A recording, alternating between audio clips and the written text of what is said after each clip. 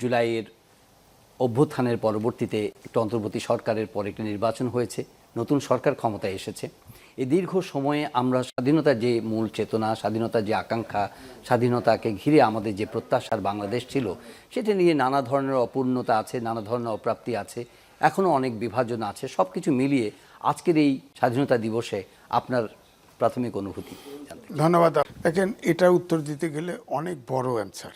আমি ছোট্ট করে বলতে চাই, 48 সাল থেকে 24 সাল পর্যন্ত সবগুলো আন্দোলনে কিন্তু বক্তব্য আছে, তবে 71কে মাইনাস করে কোনো বক্তব্য অ্যালাউ করা হবে না। কারণ 71-এ বাংলাদেশ সৃষ্টি হয়েছে, 71-এ যত মানুষ নিগৃহীত হয়েছে, নিপীড়ন হয়েছে, যত ধ্বংসযজ্ঞ হয়েছে এবং যত জীবন দিয়েছে, মা বোনের সম্ভ্রমহানি হয়েছে, এরকম আর কোনো সংগ্রামে কোনো আন্দোলন হয় না। ভাষা আন্দোলনে আমার শহীদ হয়েছে, হ্যাঁ, 90-এও হয়েছে, আপনার তার আগেও ধরেন 48-এও তো দ্বিজাতি তত্ত্বতে দেশ ভাগ হয়েছে, সেটা ভিন্ন। এখন 24-এও হয়েছে, আমি মানলাম, কিন্তু 71-কে বাদ দেওয়া হবে না। অস্তিত্ব, 71-এর অস্তিত্ব। কিন্তু আমার প্রশ্ন ওখানেই, যদি 71-এ মুক্তিযুদ্ধে যারা যে দলটি সিদ্ধান্ত নিয়ে পাকিস্তান হানাদার বাহিনীকে সাহায্য করেছে, তাদের যদি বিচার হতো, তাহলে কিন্তু আজ এই প্রশ্ন আসে না।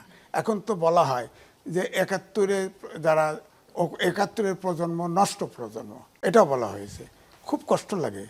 আমরা তো মুক্তিযুদ্ধের সময় 1 মিনিট বেঁচে থাকবো এরকম চিন্তা কেউ করে নাই। মুক্তিযুদ্ধ 3 রকম ছিল, আপনি জানেন তো। একটা ফ্রিডম ফাইটার, অর্থাৎ ভারতেই থাকতো একটা গ্রুপ, আর একটা গ্রুপ গেরিলা ছিল, আর একটা গ্রুপও মুক্তিযুদ্ধের নামে মুজিব বাহিনী ছিল। 3টা। তো 3টের ভিতরে কিন্তু কিছু কিছু সূক্ষ্ম পার্থক্য ছিল। ধরেন, আমি দেশ স্বাধীন হওয়ার পরে বাংলাদেশে আসছি, যখন ভারত স্বীকৃতি দেয়, যখন আপনার রেস কোর্সে মানে পাকিস্তানে আর্মি সারেন্ডার করে, সে দলিলও আমার কাছে, সারেন্ডারের অরিজিনাল দলিল আছে।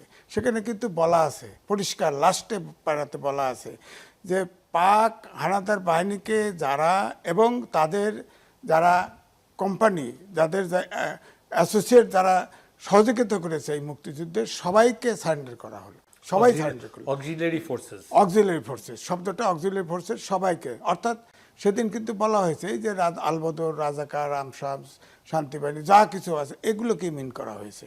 অর্থাৎ তারা তো এদেশে পাকিস্তান আর্মিকে সহযোগিতা করেছে। সুতরাং ওইখানে বিচারটা হয় নাই। তখন বলা হয় যে তখন তো যারা মুক্তিযুদ্ধে যারা অপরাধ করেছে তাদেরকেও তো শেখ মুজিব মাফ করে দিয়েছে। না, মাফ করেছে পাকিস্তানি সোলজাররা, বিচার হয়েছে, তাদেরকে পাকিস্তানে পাঠিয়ে দেওয়া হয়েছে, পাকিস্তানিরা বিচার করে নাই, সত্য। কিন্তু এখানে যারা আমাদের দেশের যে দল জামাত এবং সহ আরও 2টি ছোট দল ছিল, এই যারা সহযোগিতা করেছে, তাদের তো বিচার হয় নাই। এবং তার ফলে সেখান থেকে কিন্তু বক্তব্যটা আসে। দেখেন, এই সংসদেও বসার পরে আপনি খেয়াল করে দেখেন, সংসদে জাতীয় পতাকাকে সম্মান প্রদর্শন করা হয় নাই। খেয়াল করে দেখেন, জাতীয় পতাকা এখনও যদি জাতীয় সঙ্গীত আপনি বাজান, আমরা যারা মুক্তিযুদ্ধ মনের অজান্তে দাঁড়ায় যাব, কেউ কেউ বুকেও হাত দিবে, কিন্তু সংসদে কিন্তু একটা গ্রুপ দাঁড়ায় নেই।